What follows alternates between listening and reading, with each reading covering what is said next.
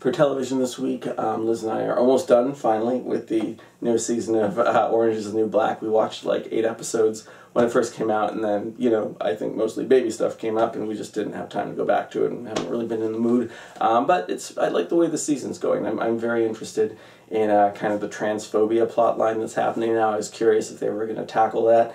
Also, the kind of backdoor stuff going on with you know, the corporation running the prison now. Like, it's so depressing, because I know this is, like, for all intents and purposes, a comedy. Like, there's laugh out loud moments during this, but I think it's fairly accurate to how prisons are actually run. It's, you know, it's a business. It's all about the bottom line. You know, it's like, oh, can we get these books that might help the prisoners with their cases, or job training programs? It's like, no, because those are expenditures, and we just want to cut costs and be able to give bonuses to our shareholders and that kind of thing. So that's kind of disgusting, and totally how good old capitalism works. Yeah. Other TV show I was watching this week is I finally caught up to the new season of Project Greenlight on HBO. I kind of skipped over the Bravo season because I'm not a huge horror fan, and the director didn't seem that interesting to me, nor did the writers. Yeah, I just wasn't. I watched like the beginning of the first like half of the first episode, and then kind of skipped a few things in the middle, and kind of went to the end, and then even then wasn't that interested. I don't think I even finished the last episode. The newest season, though, is entertaining as all hell, and I don't know if they did this intentionally, but man, the director they picked is a guy like fresh out of film school, and so friggin' like confident in what he wants, and it makes for great drama, because he's an arrogant asshole, but he's an incredibly talented arrogant asshole. You have Pete Jones from the first season back to help as like a writer and that kind of stuff.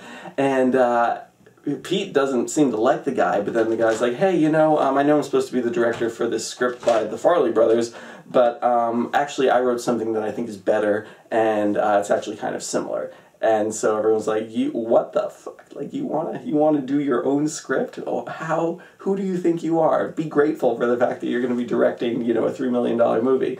But then Pete Jones reads the script and is like, holy crap, this is an amazing script. We really should do this one instead. And so, what the hell? A couple episodes later, like, they're actually going to do his script. And so there's this really kind of like engaging, dramatic quality to this season that I'm enjoying a lot.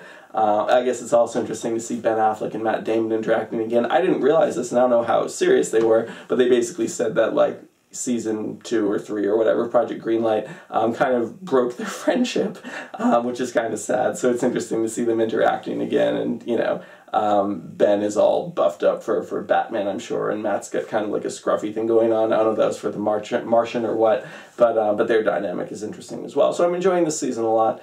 Yeah, Orange is the New Black right now. I mean, it's a really, really solid show. I like it a lot more than Junji Hohen's other show, Weeds. I'm maintaining, I haven't seen the final episode yet, but maintaining 5 stars with a confidence of 5. And for this new season of Project Greenlight, I'm really enjoying it right now. I love behind-the-scenes stuff, and it's particularly engaging, so 5 stars with a confidence of 5 for the newest season.